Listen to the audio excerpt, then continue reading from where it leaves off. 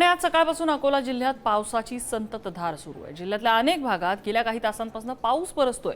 या संततधार पावसामुळे अकोल्यातील पातूर तालुक्यातल्या झरंडी गावचा सध्या संपर्क तुटल्याचं दिसतंय।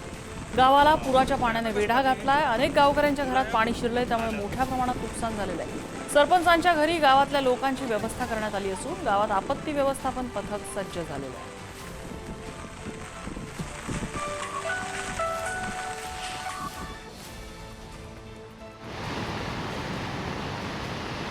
पातूर गावातल्या झरंडी गावाला पुराचा वेढा बसलेला आहे। इथे मुसळधार पाऊस सुरू आहे। पावसाची संततधार थांबलेली नाही आणि त्यामुळे या संपूर्ण परिसराला पुराचा फटका बसलेला आहे। नद्या दुथडी भरून वाहत आहेत आणि त्यामुळे गावांना पुराचा धोका निर्माण झाला आहे।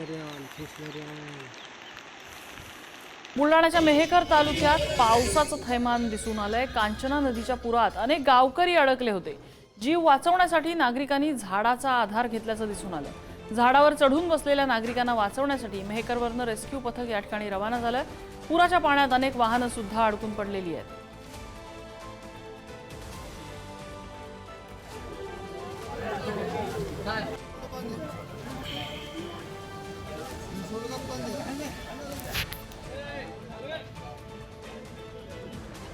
खामगाव मेहकर मार्गावरील फरदापूर टोल नाक्याजवळ पाणीच पाणी झालेलं आहे। समृद्धी महामार्गावरील अंडरपासमध्ये तुंबलेल्या पाण्यात अनेक वाहनं अडकलेली आहेत। गेल्या तासाभरापासून वाहतूक ठप्प आहे।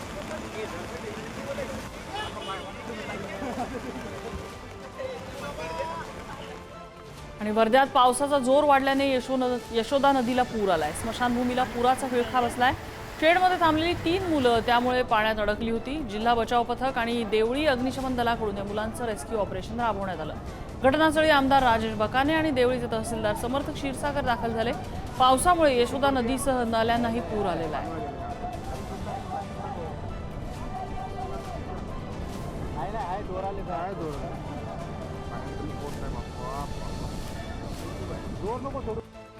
आणि वाशिमच्या रिसोड तालुक्यातल्या पिंपरी सरहद गावाला पुराचा वेढा बसलाय। तावळी आणि कांचन या दोन्ही नद्यांच्या पुराच्या पाण्याचा गावाला वेढा बसलेला आहे।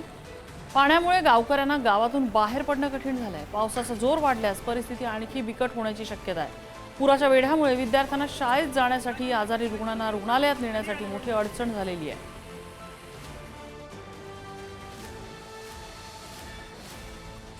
यवतमाळच्या घाटंजी तालुक्यातल्या नाल्याला पहिल्याच पावसात पूर आला। या नाल्याच्या पुरामुळे सकाळपासून वाहतुकीसाठी रस्ता बंद झालेला आहे।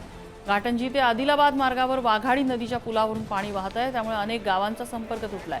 पाऊस असाच सुरू राहिला तर पाणी पातळीत मोठी वाढ होण्याची शक्यता आहे।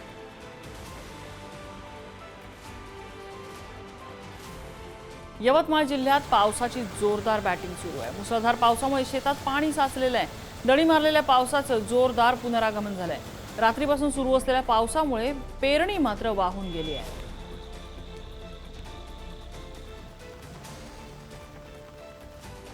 नांदेडमध्ये रात्री जोरदार पावसाने हजेरी लावल्याने पैनगंगा नदीवरचा सहस्रकुंड धबधबा प्रवाहित झालेला आहे। सुमारे 15 दिवसाच्या खंडानंतर नांदेड, हिंगोली आणि शेजारच्या यवतमाळ जिल्ह्यात चांगला पाऊस बरसला। त्यामुळे किनवट तालुक्यात पैनगंगा नदी जवळपास दुथडी भरून वाहते।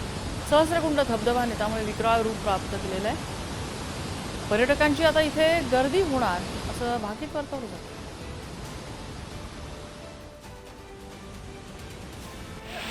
महाराष्ट्रातलं थंड हवेचं ठिकाण आणि कोकणातल्या सर्वसामान्य जनतेचं महाबळेश्वर अशी ओळख असलेल्या आंबोलीत सध्या धुकं पसरलंय। आल्हाददायक वातावरण अनुभवण्यासाठी पर्यटक मोठ्या संख्येनं आंबोलीत दाखल झालेत। आंबोली घाटात सध्या धुकं आणि पाऊस असं आल्हाददायक वातावरण आहे, ज्याचा आनंद पर्यटक लुटताना दिसतात।